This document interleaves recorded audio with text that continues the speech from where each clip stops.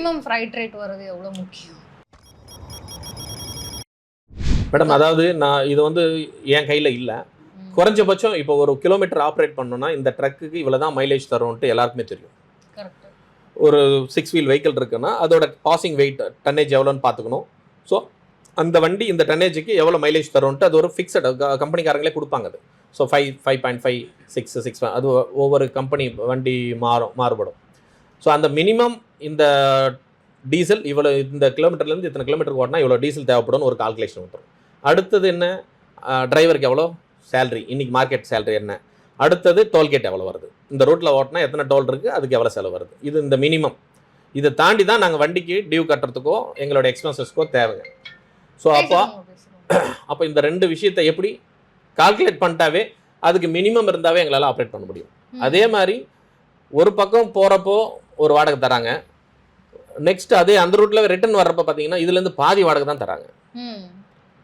அப்போ இது எப்படி அந்த இடத்துல இருந்து கிலோமீட்டர் கம்மியாயிடுச்சா, இல்லை டோல்கேட்டுக்கு தரம் வாங்க போகிறது இல்லையா, இல்லை டிரைவர் வாங்க போகிறது இல்லையா, இது எப்படி ரன் பண்ண போகிறது?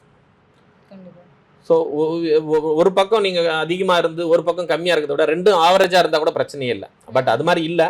இன்றைக்கி போகிற வாடகை திரும்ப வர்ற வாடகை இருந்தால் தான் தொழிலை வந்து சிறப்பாக நடத்த முடியும்.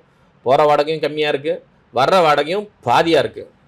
ஸோ கை காசு போட்டு தான் ஓட்டுற நிலைமையில் இன்றைக்கி போயிட்டுருக்கு. அதனால் ஓனர் கம் டிரைவராக இருக்கிறவங்களுக்கு ஓரளவு மெயின்டைன் பண்ணலாம். ஓனருங்களாக இருந்து வண்டிங்களை வச்சு ஆப்ரேட் பண்ணுறது ஒரு 2-3 வண்டி வச்சு நான் சொல்கிறது 50 வண்டி 100 வண்டி வச்சுருக்காங்கன்னா அவங்களுக்கு ஏதாவது ஒரு கார்பரேட்டோட லிங்க் இருக்கும்.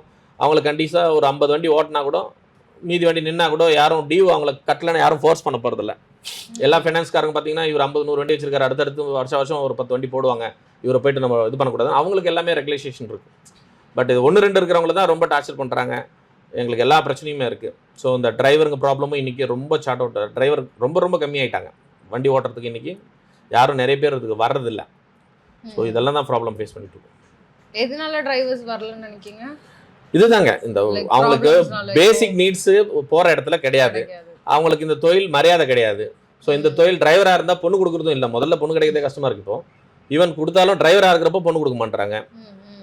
போகிற இடத்துல மரியாதையும் கிடையாது. ஸோ ஒரு சில பேர் இந்த சேலரி வந்து அவங்களுக்கு பத்தவும் மாட்டேங்குது.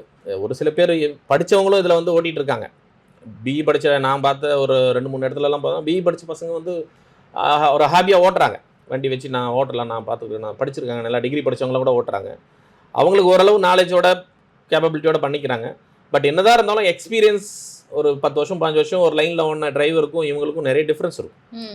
ஸோ அவங்களோட அனுபவம்ன்றது வேறு. எந்த இடத்துல எப்படி நிற்கணும், எந்த இடத்துல போய் எந்த நைட்டில் எந்த டைமில் ஓட்டணும், டேயில் எந்த டைமில் ஓட்டணும், எந்த இடத்துல சீட்டிங் நடக்கும், தெஃப்ட் நடக்கும், அந்த ஏரியாலாம் அவங்களுக்கு பக்காவாக தெரியும்.